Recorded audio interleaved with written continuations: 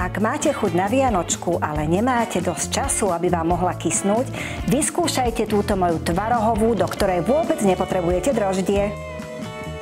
V mise spojíme tvaroh, olej, acidofilné mlieko, cukor, vanilkovú pastu, citrónovú kôru a dobre premiešame.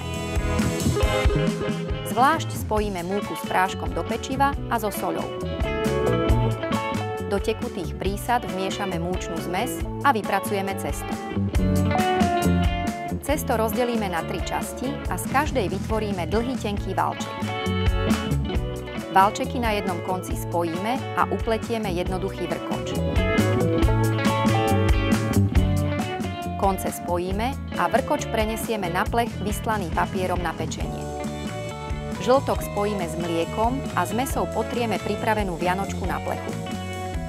Posypeme mandlovými lupienkami a pečieme v rúre vyhriatej na 190 stupňov Celzia približne 30 minút. Recepty na skvelé domáce pečivo hľadajte na našom portáli Varecha.sk a ďalšie skvelé jedlá pre vás chystáme aj v našom krásnom mesačníku Varecha.